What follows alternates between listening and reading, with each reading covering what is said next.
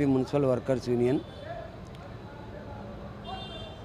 ఇవాళ కడప నగరపాలక సంస్థలో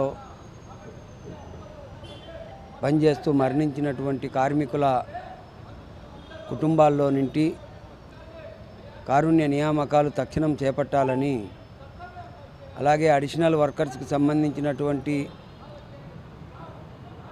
వేతనాలు పెంచాలని, వారిని ఆబ్కాస్లోకి చేర్చాలని చెప్పేసి, అలాగే మున్సిపల్ క్వార్టర్స్కి సంబంధించినటువంటి వాటన్నిటినీ మున్సిపల్ కార్మికులకు అప్పజెప్పాలని,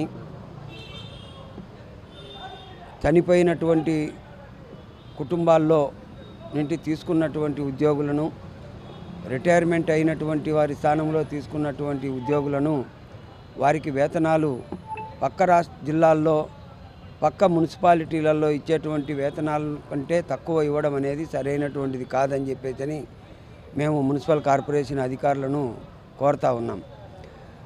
ఇక్కడ పక్కన మున్సిపాలిటీలలో 18,000 ఇస్తూ ఉన్నారు, కానీ మన కార్పొరేషన్లో 12,000 రూపాయలు ఇస్తూ ఉన్నారు.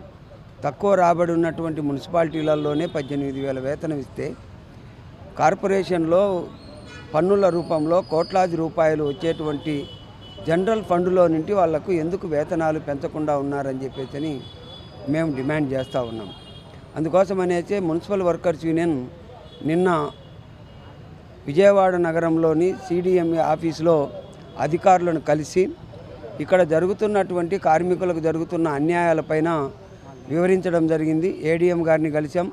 ఏడీఎం గారిని కలిసిన తర్వాత ఇక్కడ మేస్త్రీలుగా ఉన్నటువంటి వారిని విధుల్లోకి తీసుకునేటువంటి క్రమంలో వారికి వర్కర్లుగా వాళ్ళను పంపించడం జరిగింది. వాళ్ళ యొక్క పని విధానం చూసిన తర్వాత 2 నెలలకు వాళ్లకు వేతనాలు ఇస్తామని చెప్పేసి గత మున్సిపల్ కమిషనర్ గారు చెప్పడం జరిగింది. ఇది సరైనటువంటిది కాదు, వారికి తక్షణం జీతాలు ఇవ్వాలని చెప్పేసి ఏడీఎం గారిని కోరడం జరిగింది. వారు సాక్షాత్తు మున్సిపల్ కార్పొరేషన్ కమిషనర్ గారికి ఫోన్ చేసి వాళ్లకు వెంబడే వేతనాలు ఇవ్వాలని చెప్పేసి చెప్పడం జరిగింది. ఆ విషయాన్ని మున్సిపల్ కమిషనర్ గారు దృష్టిలో పెట్టుకొని వారికి వేతనాలు ఇవ్వాలని చెప్పేసి మేస్త్రీలుగా వారిని కొనసాగించాలని చెప్పేసి మేము డిమాండ్ చేస్తూ ఉన్నాం.